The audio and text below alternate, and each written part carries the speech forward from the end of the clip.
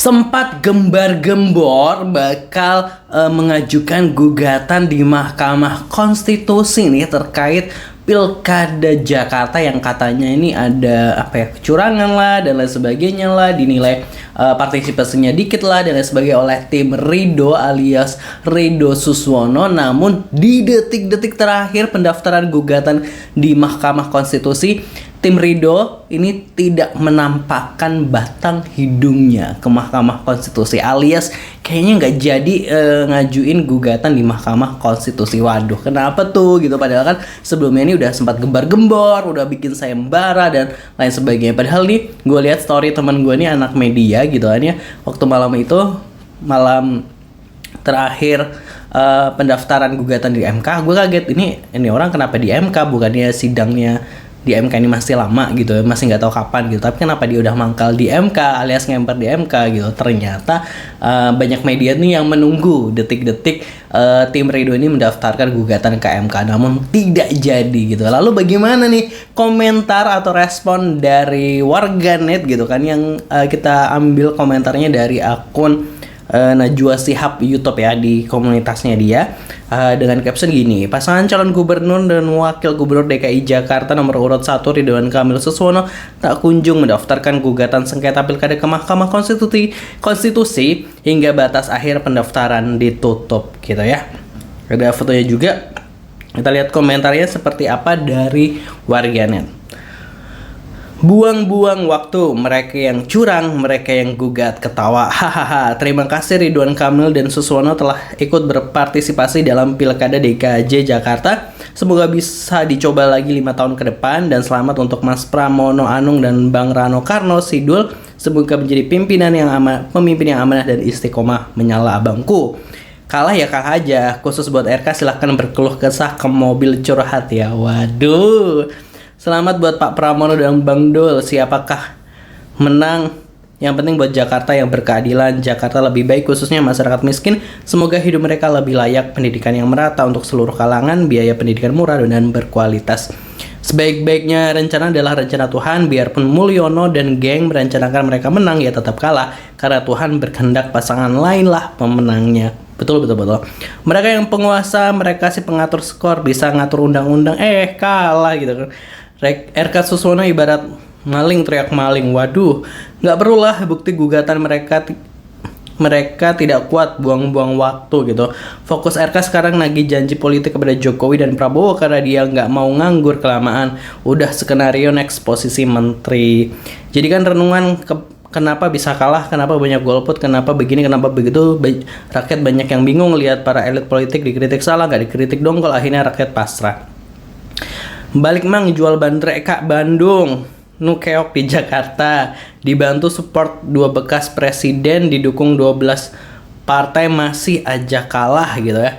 RK itu orang santun, cerdas dan penuh toleransi dan tidak ambisius jadi gubernur DKI sehingga mencabut laporan ke MK, dan wajar kalau kalah sebab paslon pemenang adalah figur Rano Karno Sidul, anak Betawi asli, sejajar dengan pahlawan kita Benyamin Sueb, dan selamat untuk Bang Dul. Malu-maluin antek-antek fufu fafa. Alhamdulillah pilihan yang tepat, dan ini pasti banyak banget ini ya.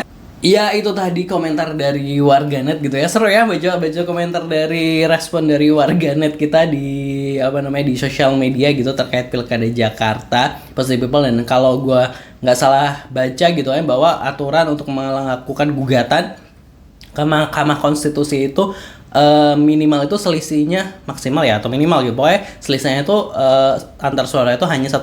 Nah kalau RK Suswono dan Pramono Anung ini 10%-an lah ya selisih suaranya. Jadi kalau dilakukan gugatan ke Mahkamah Konstitusi tentu ini kayaknya akan sia-sia aja nggak sih, bener nggak gitu? Kayaknya daripada sia-sia ya udahlah, nggak usah melakukan gugatan gitu, karena kita tahu bahwa mungkin sebelumnya RK Suswono ini merasa akan menang gitu kan ya, karena waktu deklarasi pasangan ini gitu kan, hampir semua partai gitu kan ya, 12 partai bayangin mendukung mereka untuk maju di Pilkada Jakarta. Hanya tersisa satu PDIP, partai yang belum menentukan calonnya atau dukungannya seperti apa. Namun akhirnya setelah itu ada putusan Mahkamah Konstitusi gitu kan ya, yang akhirnya bisa membuat PDIP ini bisa mengusung calonnya sendiri meskipun tanpa partai-partai pendukung lainnya yang masuk dalam kursi di DPRD kalau nggak salah seperti itu. Tapi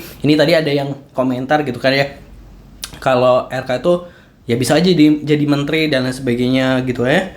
Ini fokus RK sekarang lagi janji politik kepada Jokowi dan Prabowo karena dia nggak mau nganggur kelamaan, udah skenario next posisi menteri gitu. Justru ya menurut gue nih daripada posisi menteri lebih enak itu malah justru posisi gubernur gitu kan. Lebih baik jadi raja kecil di sebuah provinsi dibandingkan jadi menteri gitu. Iya nggak sih gitu? Karena kalau nggak salah juga melihat Ibu Kofifa waktu itu yang ditawari jadi menteri, tapi dia lebih memilih untuk mencalonkan diri sebagai calon gubernur. Karena menurut gue tuh kayak lebih, kalau menteri itu kan masih di bawahnya presiden. Jadi kinerja baiknya ini pasti ya presiden yang diakui gitu. Tapi kan kalau gubernur itu pasti kinerja baiknya ya gubernur yang menjabat, seperti itu, positive people. Jadi kayak lebih baik posisi gubernur sih daripada posisi menteri ini kalau menurut gua. Tapi kan seharusnya RK kalau misalnya maju di Jawa Barat itu kan dia kemungkinan besar masih menang lagi untuk 2 periode, namun dia malah memilih OTW Jakarta, namun akhirnya harus OTW lagi ke Bandung gitu ya. OTW lagi ke Jawa Barat, kembali ke KTP asalnya gitu, positive people.